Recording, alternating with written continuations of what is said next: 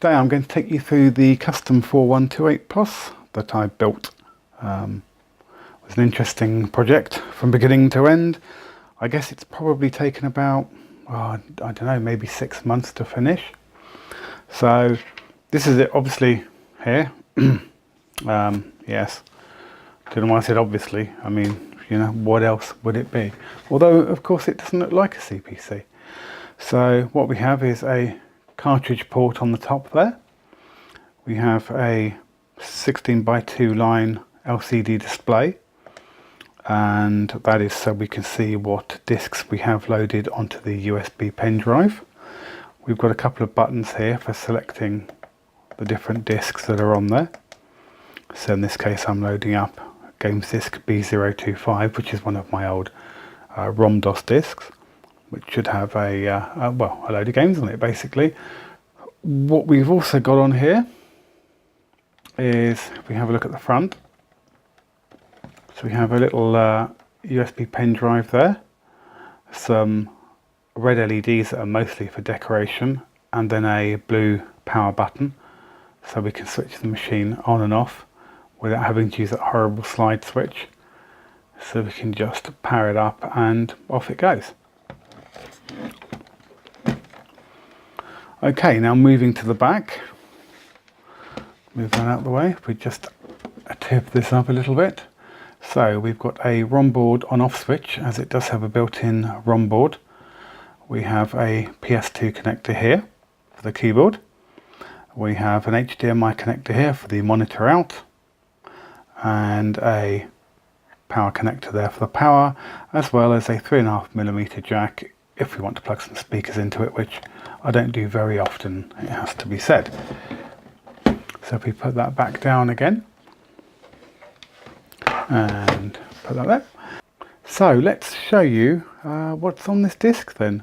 What I'll probably do, I think, is switch the ROM board on, because as you can see at the moment the ROM board isn't on. The Parados ROM that's showing up there is actually built into the cartridge there. So let's power it off. We'll switch the ROM board on. We'll now power the machine back on. And that takes a few seconds for the HDMI converter inside to actually power up. As we can see now, we have Parados, Maxam and ProText. So let's go ahead and catalogue this disc and see what's on it. That source box is rather annoying. It stays on screen for way longer than it should. And I think it would be rude not to run the classic that is the Comic game. So this one has a Fegloader V2, I think it was, which is a full screen one with the hardware scrolls top and bottom.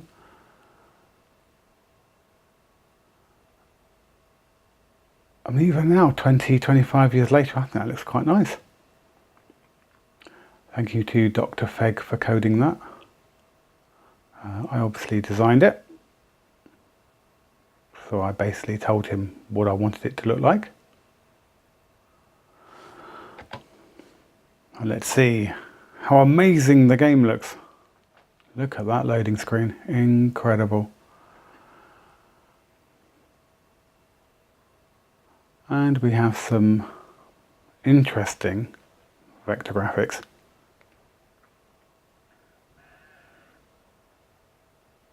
Okay, well, enough of that.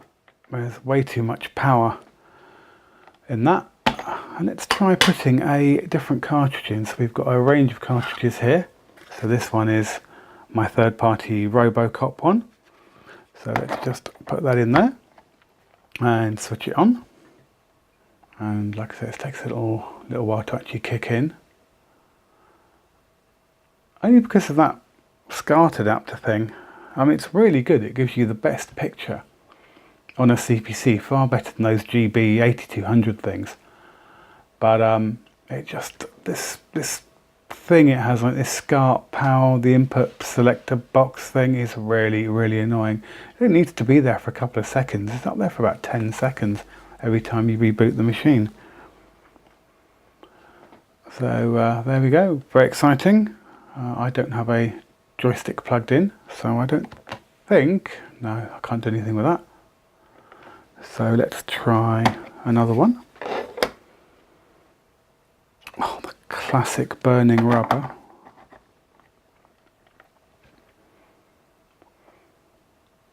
Well, technically burning rubber and Amstrad Basic, but whatever.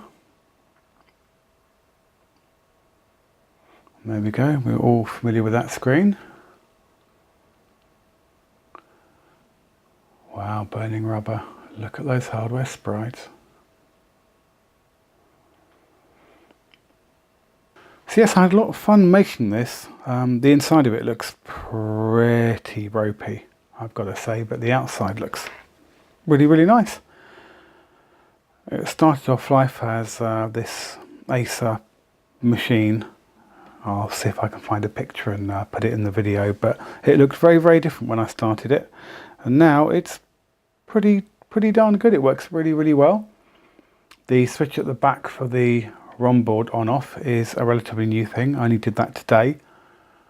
Works very well. I'm going to do a separate video in a bit. By in a bit, I mean probably tonight or tomorrow, just to show some of the hardware that I've kind of designed for the CPC. I mean, not really designed, but taken other people's designs and kind of made them my own.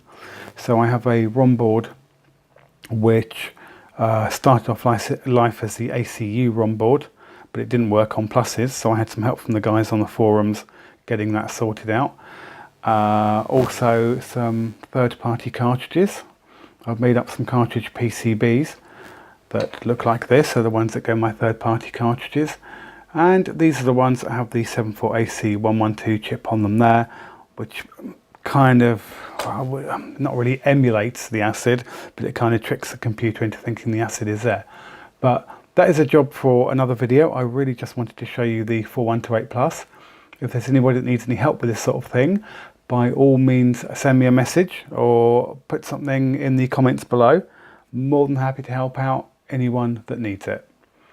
Thank you for watching this video, and there'll be another one along soon.